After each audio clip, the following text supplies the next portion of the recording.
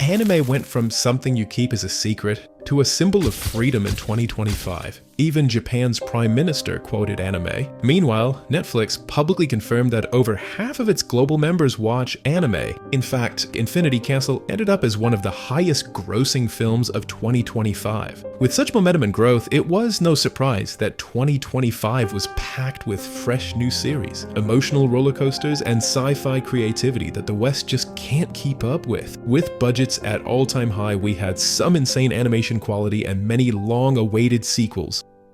Okay, maybe not this one. To make your life easier, we watched hundreds of anime and narrowed it down to around 40 anime worthy of your time. This isn't in any particular order, however, the top 10 is a mandatory watch.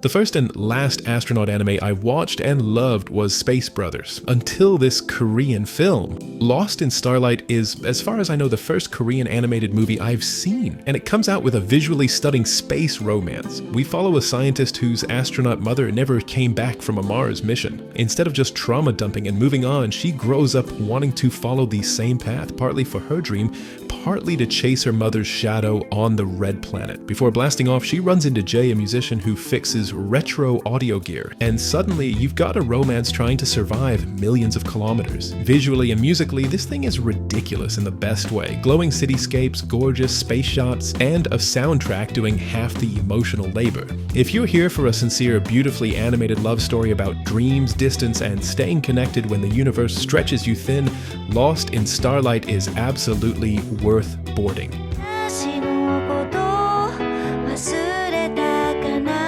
Have you ever wondered what WALL-E would look like if Japan told the story? Welcome to Gingaru Hotel, the most dedicated 5-star establishment in a world where every single guest has been dead, gone, or evacuated for a century. In the year 2157, Earth is toxic, humanity has long abandoned the planet, and yet one robot is still clocking in like the world's most loyal employee. She's the acting manager, which perfectly fits her vibe. Polite, hardworking, and absolutely committed to keeping the hotel spotless for guests who will never arrive. Her staff of robots has slowly collapsed over the decades with no spare parts, no maintenance, and no hope of replacement. But Yachio keeps going because she made a promise to the hotel's owner before he left. It's melancholic, charming, and quietly devastating. Cute designs and soft colors masking sudden hits of existential dread about loyalty, purpose, and loneliness. Think WALL-E, but instead of cleaning trash, she's polishing marble floors in an empty lobby and trying to serve cocktails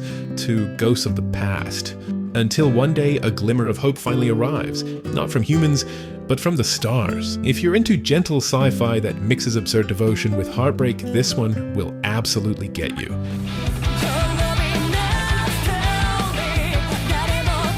Zenshu is an anime about an animator being overworked by the studio, known for overworking their animators. Natsuko is an animation prodigy, but her next task is a romance anime. Being the stereotypical weeb means she has absolutely no experience in this topic, but luckily, she manages to avoid it thanks to the perfect mix of overwork and expired food that took her out. Then she respawns inside her favorite childhood film.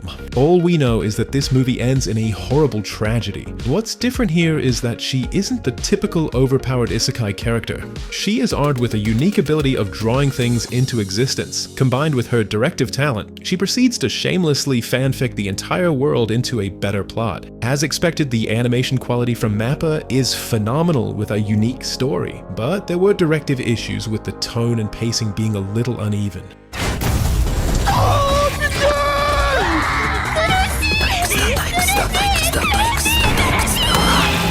From the author of Chainsaw Man and Look Back, we have another adaptation, this time of his early one-shots. It's rare for a mangaka to score multiple anime adaptations, but Fujimoto went from the guy cosplaying his imaginary little sister on Twitter to studios thirsting over the Fujimoto-verse. These one-shots are self-contained manga Fujimoto made in his late teens and early 20s, but he must have been on that special kind of mushroom because the creativity and diversity between his creations is rather impressive.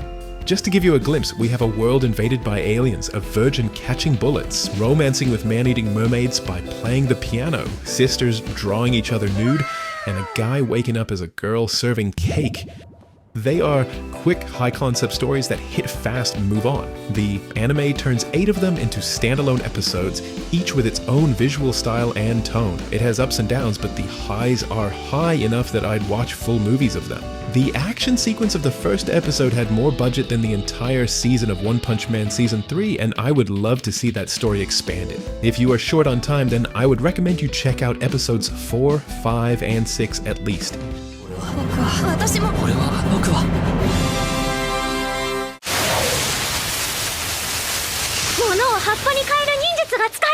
This is about a hunted ninja and a high school assassin becoming roommates. And as you can imagine, she is well equipped. That moe art style can be misleading you into thinking it's a cute safe shelf, but it's far more lethal than Sakamoto Days. In fact, it's a dark comedy with absurd chaos on a daily basis. The world rules are simple, the storytelling is snappy, and the production is slick. If you are into nihilistic banter where your empathy gets repeatedly knocked out, then this is the series for you.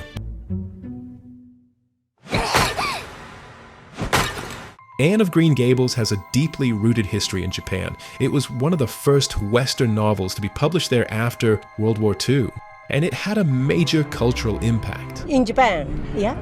The story follows a young troublesome girl growing into a determined young woman. Her strong nature, the environment she grows up in, and the late 19th century setting resonated strongly with Japan's post-war generation, so much so that it became part of the school curriculum. Fast forward to 1979, and we got an anime adaptation considered to be one of the most gorgeously animated shows of its time. With all that in mind, this 2025 reimagining, and Shirley had some pretty big shoes to fill. Visually, it's gorgeous. The direction is confident, the emotional beats land gracefully, and the late 19th century setting with its shifting expectations for women is handled with care. The anime captures that bittersweet feeling of seeing someone flourish before your eyes. The supporting cast is wonderfully realized, and their presence shapes Anne's world just as beautifully as in the book. In short, it's one of the finest reimaginings of a cult classic, heartfelt and honest, growing richer with every episode.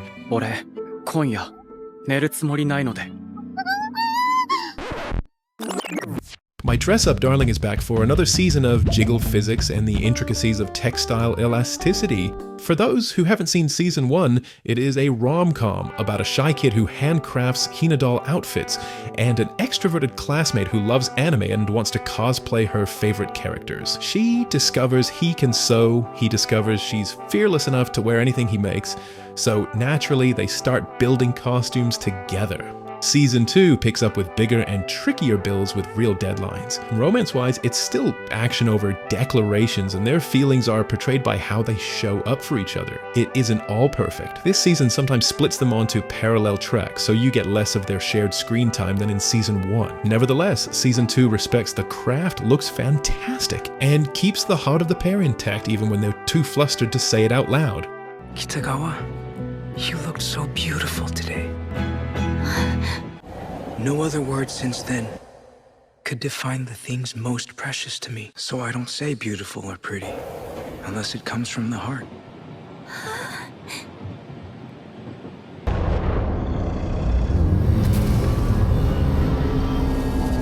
Do you want to experience peak fantasy? Behold Silent Woman.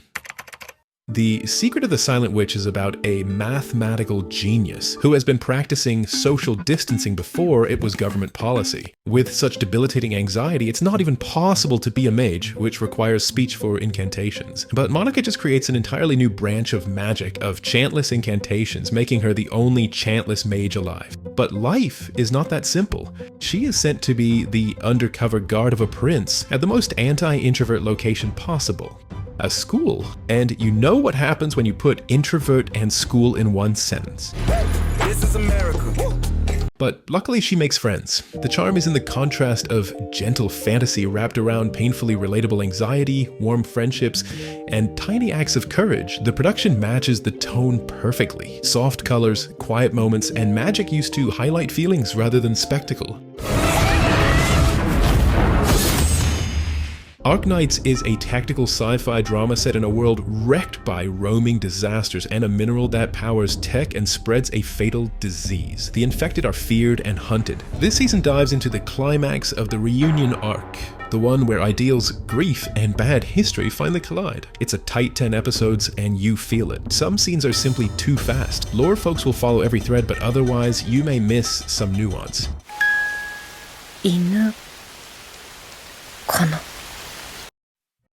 The premise couldn't be simpler.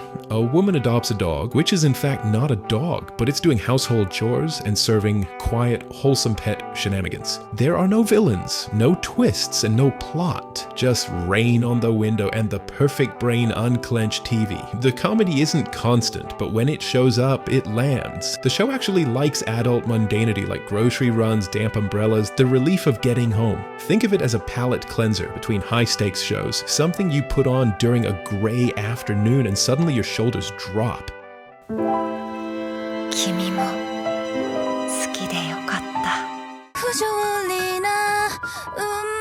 If you are new to Black Butler, it is a gothic mystery about a young earl who serves the Queen and Sebastian, the demon butler bound to him by a contract. They investigate scandals and crimes in high society, kind of like 50 Cent. As soon as you turn 16. This season drops them into a remote, superstition-soaked village ruled by the Emerald Witch. What starts as a rumor control turns into a layered case, where science, state secrets, and folklore collide. The whole thing stays tight in all the right places. The mystery, the pacing, the alibis, the maid's uniform, but Sebastian has it all under control. For those not familiar with Bunny Girl Senpai, the plot revolves around puberty syndrome, which is a supernatural glitch where teen anxieties literally bend reality. Hate who you are and you split into two. Regret time and it loops. Get ignored and you turn invisible not just physically, but in memory. Not exactly sure how anyone can forget those bad bunnies. But it's not really hard sci-fi. It's a feelings-made physical metaphor that resolves when the person actually faces what's hurting them. Season 2 keeps that formula but widens the lens. Instead of one private storm at a time, suddenly thousands of people are affected. College-age Sakura and Mai feel older. The world is busier and the show still wraps grounded emotions in strange little mysteries. The downside is intimacy. When everyone has a syndrome, it stops feeling rare and personal. Even so, it's easy to settle back in. Puberty syndrome. The seventh prince looks like FBI bait, but it's really just a magic nerd reincarnated as a 10-year-old prince who spends all his time cooking new spells. This season shifts more focus to the side cast and their growth. Both Silpha and Tao continue to fight for Lloyd's thighs despite the illegal age gap, but Lloyd only cares about learning new magic, and this time it's divinity. But instead of praying or worshipping, he bullies it out of the angels. That also means more time in church. Little boys in church don't usually end well, but for once, it's the 10-year-old making the priest uncomfortable, spiritually of course. If you prefer your little boys to show less skin, then toilet-bound Hanako-kun might be the one for you. This 13-year-old boy might be dead, but is living the dream of any teen that just hit puberty. He is the urban legend ghost of the girls' bathroom, who not only resides there, but also grants wishes with strings attached. Yashiro becomes his very mortal partner in cleaning up the School 7 mysteries when those strings start strangling people. It looks cute, but it's really a hallway of mirrors about longing, guilt, and the price of getting what you want.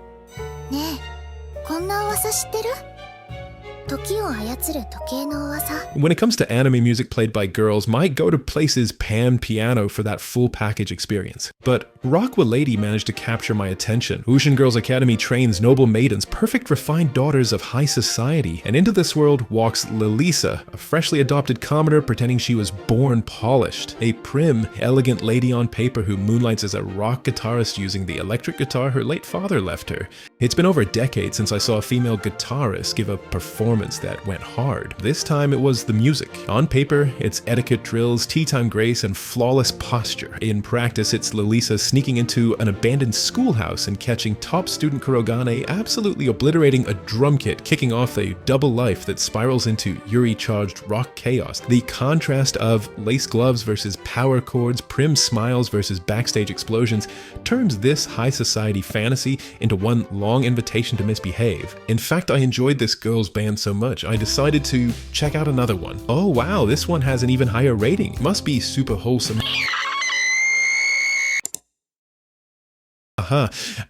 So I did a little more research. Turns out it's anything but wholesome. Ave Mujica is a much darker girls band anime and was surprisingly good.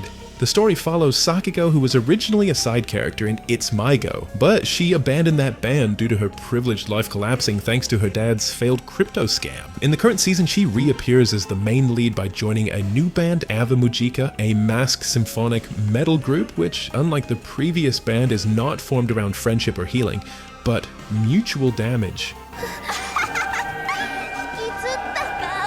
Even their stage names are essentially their diagnosis. This is not a feel-good band anime. It's premium content for connoisseurs of toxic relationships where every member is emotionally damaged, mentally scarred, and absolutely not ready for healthy communication. But do you know what is healthy?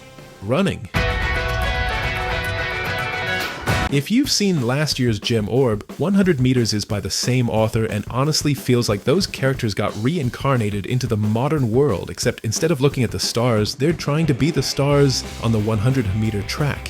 The art style and storytelling give strong Ping Pong the Animation vibes, but with an adult cast. It's about a genius who loses once and just quits, a gloomy introvert who admires him and quietly surpasses him, and the genius slowly rediscovering why he ever loved running in the first place. It digs into what it means to be a track athlete.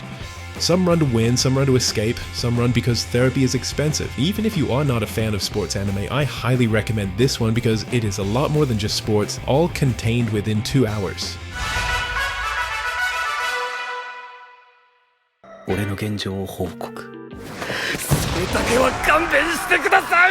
Grand Blue returns exactly as it should, loud, stupid, half-naked, and absurdly fun. 3 months after Iori joined the Peekaboo Diving Club, nothing has changed, meaning that drinking, misunderstandings, and derailed life choices are back in full force. Diving remains a distant theory. The best part about cave diving is still that no one actually has to do it. This season leans into the sitcom chaos. Chisa and Iori orbit each other in non-romantic flirt wars, and the club continues proving that responsibility is optional once you hit college. Grand Blue isn't here to grow up, it's here to have fun, and Season 2 delivers exactly that. So don't be afraid to dive in.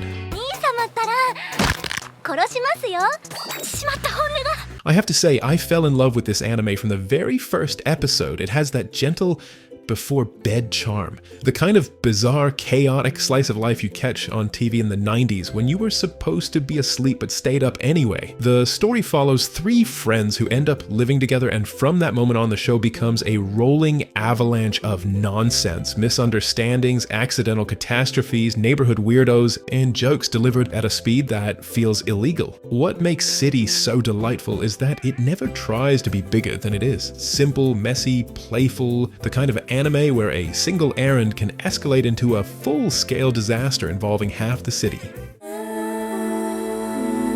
Kaiju number 8 felt like nothing really happened until towards the end, and the crazy part is that there is already a trailer for the final chapter, making this probably the quickest shonen to end. The story is essentially a dumber version of Attack on Titan mixed with My Hero Academia, starring an older MC with a sprinkle of aura farming here and there. If you are a shonen fan, then this is a must-watch, and personally, I did enjoy this season. However, not to the same extent as Season 1, because not much really happens until the second half of the season, and also that end of season cliffhanger in the middle of a fight was diabolical. Overall, if you want some well-animated action, this is a good one to pick up. Soul Eater used to be one of my all-time favorite anime, so discovering that Fire Force is its prequel was a no-brainer. This was already a unique world where everything runs on fire and even people sometimes spontaneously combust. And in Season 3, we finally learn the origin of it all with one of the best revelations in anime history that left many speechless. Compared to earlier seasons, the fights are sharper, heavier, and far more desperate. Although the animation quality may still not be on par, the sequel looks even better. Shoushimin How to Become Ordinary is yet another sequel this year that surpassed its first season. It follows 2 people committed to being aggressively normal and catastrophically bad at it. Both MCs start already broken, full of trauma, but they can't stop inserting themselves into mysteries. Kobato is still a genius cosplaying as a civilian solving problems he swears he doesn't want to touch. Osanai smiles sweetly while manipulating and emotionally kneecapping everyone in range. Season 1 was all about small, everyday puzzles. Season 2 takes that foundation and twists it into an overarching story about how these two red flags can exist without damaging the people around them. The cases are bigger and the tension is heavier. The show focuses more on the consequences of truth as every case solved breaks someone or something around them. All of it is wrapped in a letterboxed film-like presentation. And that feels less like seasonal anime and more like a low-key psychological movie.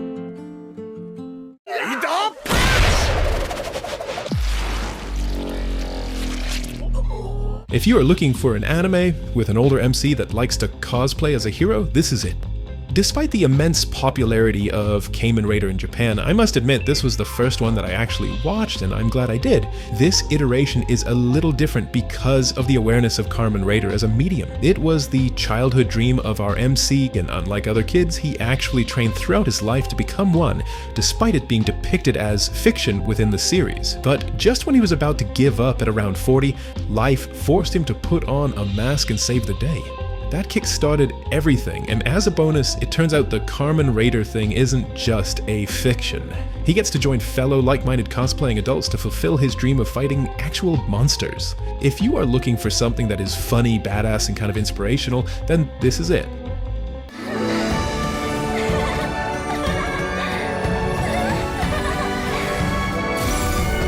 Parent-child anime is pretty rare, and this handles the theme surprisingly well without making it weird. Broadly speaking, it's a regression story. A princess is reborn earlier in her life, and we follow her trying to fix a distant, almost cold relationship with her father. Athanasia is such a sweetheart, she literally gives him a present on her birthday, while also awakening her magic and juggling new friendships. The one big caveat is that the original was an isekai, but the anime cuts that angle entirely and makes other changes, so die-hard fans may not be entirely happy. If you don't care about that and just want a warm, different kind of feel-good show, this is an easy must-watch.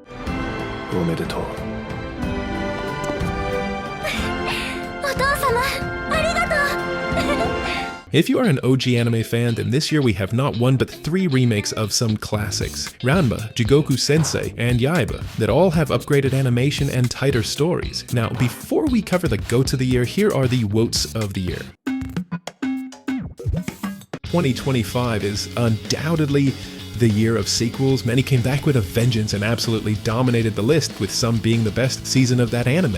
And for that reason, we have 2 sets of top 10, one for sequels and one for new adaptations. We'll begin with the sequels, starting off with the end of an era.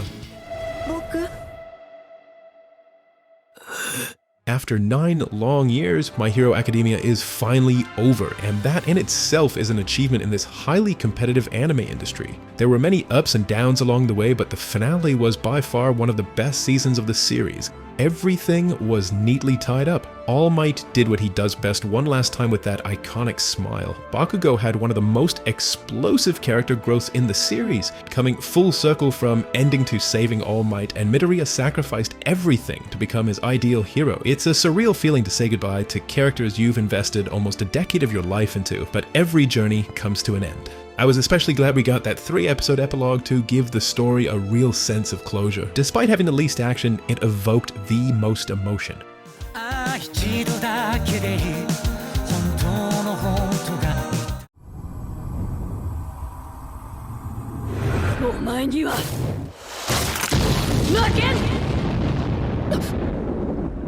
If your idea of fun is women in riding, Japan heard you and delivered Horse Girls. Even though it's part of a long-running franchise, this basically works as a prequel, so you don't need homework or idol lore to get emotionally ambushed. Instead of focusing on concerts, it finally embraces the horse part and goes full horsepower. If Season 1 put you off, there's no better time to start than now.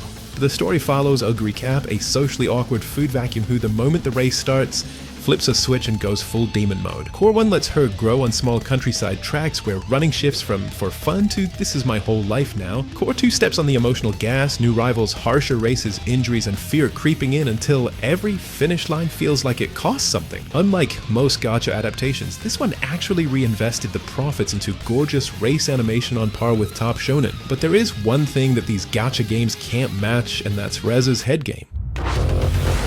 In fact, these men literally went to heaven after receiving head. The Chainsaw Man movie probably takes the #1 spot for me as it had everything. At its core, it's a story about turning a toxic relationship into something resembling genuine affection before your boss interferes so that you continue to put in that overtime. Don't be distracted by the half-naked bombshell either, because the action was equally phenomenal. It had love, friendship, Sharknado, magical girl transformations, explosions, and a bombastic animation. There is only one other anime that could top this level of animation, and that was Demon Slayer. The Demon Slayer's explosive finale showed us the final form of budget breathing, peak animation. This was a box office monster, taking the 6th spot globally, and rightly so for the breathtaking visuals and fight choreography. The movie covers 3 major fights, all driven by revenge. Overall, a must-watch for all anime fans, even if you think the story is mid.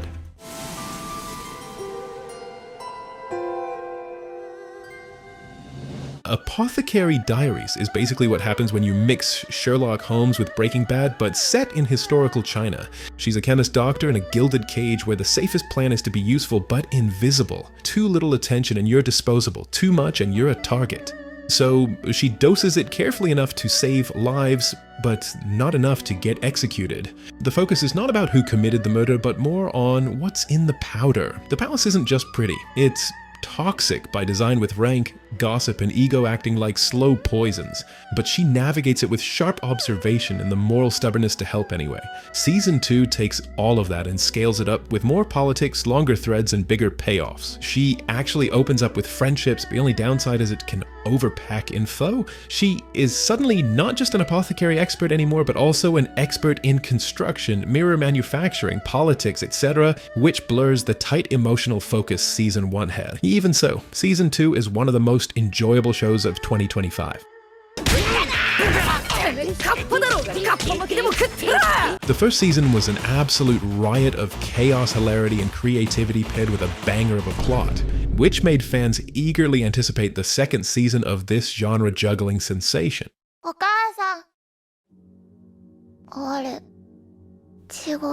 And it was certainly worth the wait. Some of the chaos and unhinged fun were traded for a deeper focus on the growing relationship between Okarun and Momo, but it still kept the heart of the series intact. New characters are introduced. Some you shouldn't judge by their actions, like Evil Eye, who honestly has every reason to wipe out humanity after what he went through. And then there are others you should 100% judge by appearance, like Kinta. Overall, this chaotic shonen shoujo horror sci-fi dramedy continues what it does best. Kingdom is a historical war epic about a low-born soldier fighting his way toward becoming a great general. Season 1's terrible CGI has been a deterrent for many from watching this show, but if you can get past Season 1, you will definitely be rewarded. Season 6 is the point where the story moves from holding the line to pushing forward. A major campaign deep into enemy territory that tests planning, morale, and the ideals everyone claims to fight for. The show takes its time with strategy and rival perspectives, so when the battles hit, they feel earned. The production is strong for a long stretch now, and keeps the action readable even with huge armies. Compared to earlier arcs, the season is tighter, more strategic, and more confident. And it's the clearest proof yet that Kingdom has grown into one of the top war stories in anime.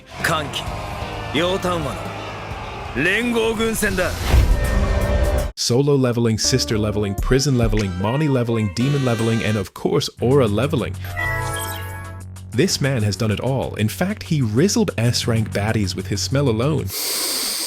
If you were living under a rock, it is essentially about a guy who has the ability to level up by killing monsters, usually by entering various dungeons. He has conquered it all: blue gates, red gates, and even pink gates. It may lack depth in regards to story, but makes up for it with server crashing action and cliffhangers.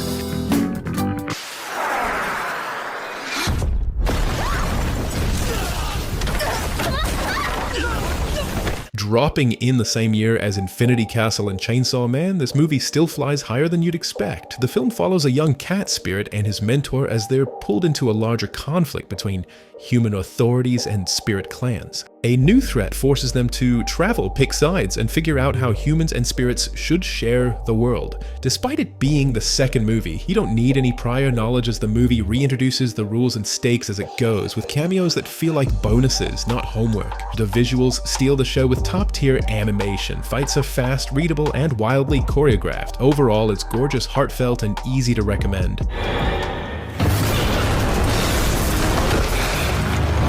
Dr. Stone remains one of the most interesting anime I've had the pleasure to watch. The way it blends science, endurance, friendship, ingenuity, and shootings brings the American education arc to life. Former enemies now turned friends have to combine everything they've got just to outsmart and outmaneuver the homoerotic super duo of evil genius Dr. Axe and intelligence specialist sniper Stanley. The latest season had frankly some of the best episodes of the entire series. The last 5 episodes were peak with back-to-back over 9 out of 10 rating, and believe it or not, it all starts with saving the enemy cake. No spoilers here, but the last 2 episodes are absolute gems of storytelling and character development. While on the topic of cakes and precious rocks, Ruri Rocks ended up being one of my surprise comforts of the year. A show about collecting rocks that somehow feels cinematic. It's one of the more gorgeously animated shows this year, especially the outdoor sceneries. As I mentioned in my earlier video, I love hobby-based series, especially when the research has been done. It awakens the curiosity in you for things that you would have never imagined that you would find interesting. The characters are equally likable with this calm chemistry between Ruri and Nagi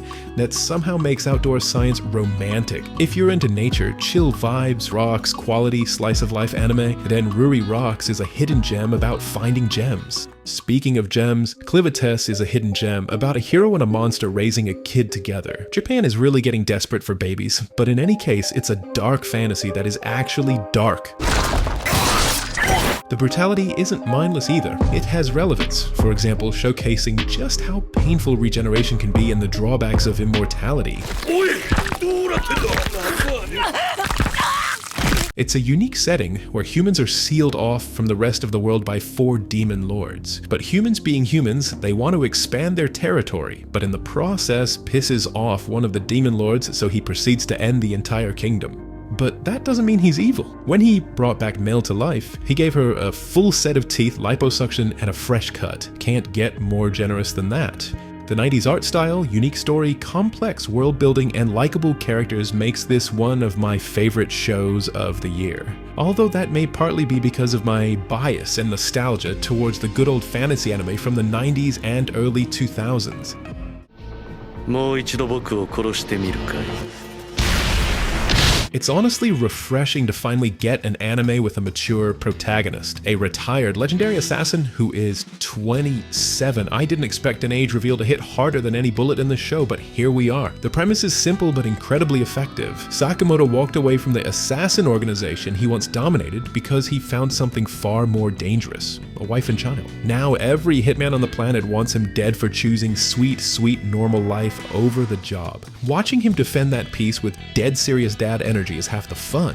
The supporting cast is gloriously unhinged with their own bizarre skill set, personality quirks, and life-ruining problems. But the MVP of the show is hands down this elderly-looking man who could easily be in his mid-30s based on how old Sakamoto looks at 27. As expected of an anime about a retiree, it starts slow, which made some people miss this gem. But part 2 picks up significantly, so if that was you, give it another chance.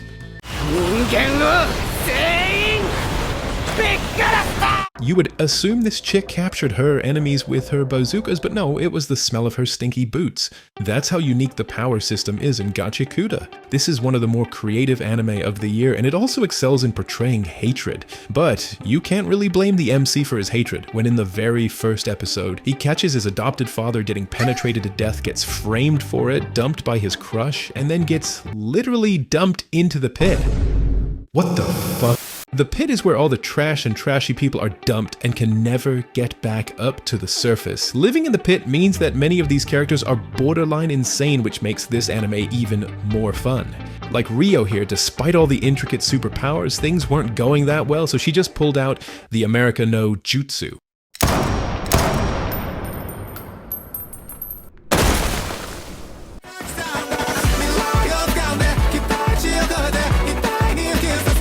Medalist is one of the best sports anime in recent times, and one of the rare sports anime that is visually a pleasure to look at, other than Sarairo Utility. Our protagonist Inori starts as a shy kid with low self-esteem, but skating becomes the place she finally stands up for herself. She wants to catch up to her peers after years off the ice, prove to her worried mom that this choice matters, and quietly prove that her coach isn't a mistake. Her coach is an equally interesting character. He isn't a miracle worker, but he's driven. Training Inori forces him to study harder, rebuild his own love for the sport, and design programs that fit her, not his ego. Rivals rotate in with distinct styles and just enough personality to make the circuit feel alive without hijacking the story.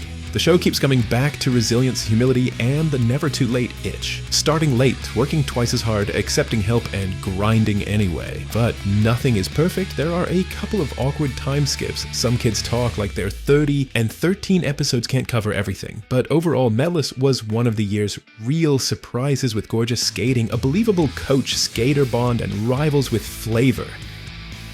Lord of Mysteries is not that complicated.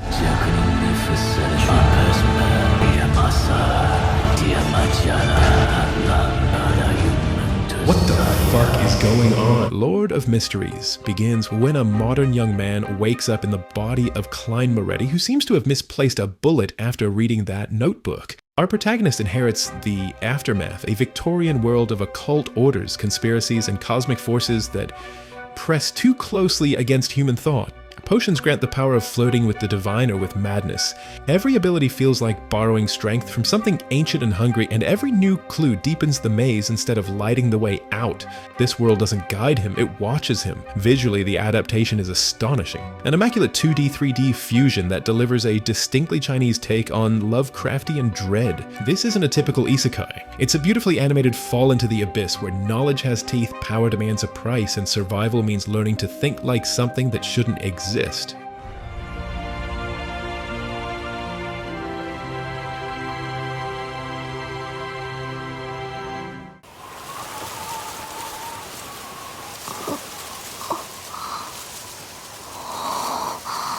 This is possibly the darkest title on this list, perfect if you enjoy bleak, unsettling stories in the vein of Oyasumi Punpun, but I would avoid this if you are sensitive to topics of suicide. The premise seems almost comedic. A cheerful alien octopus arrives on Earth with a simple mission: spread happiness. Instead, it walks straight into the collapsing life of the child abandoned by every adult who should have protected her. But without understanding consequences, its attempts to help only twist the situation into something darker. At the center is Shizuka, crushed under layers of cruelty. The bully is another product of violence at home. Their relationship becomes a mirror. Two broken kids hurting each other because no one ever taught them another way to cope. The ending divided viewers, but beneath the tragedy lies the real lesson. Cycles of abuse don't end with dramatic revelations. They end with empathy, with people choosing kindness, with tiny steps toward a better world.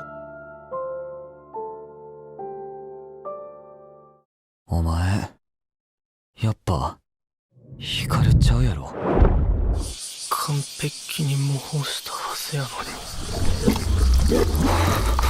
The Summer Hikaru Died is the best horror anime of 2025. Honestly, it's up there as one of the best horror series in general, which is rare for this genre. The story takes place in a rural town where two childhood friends grow up to be inseparable from each other, until Hikaru gets into a little accident in the mountains and comes back a week later as something else wearing his face. It talks like him, remembers him, even carries his feelings for Yoshiki, and Yoshiki notices. But instead of running, he stays, because sometimes you just settle for the next best thing. Meanwhile, strange incidents, vanishings around the village start lining up a little too perfectly with new Hikaru's return. The Netflix, boys love undertone may be a deterrent for many, but if you are comfortable with your sexuality, then I highly recommend giving this one a try.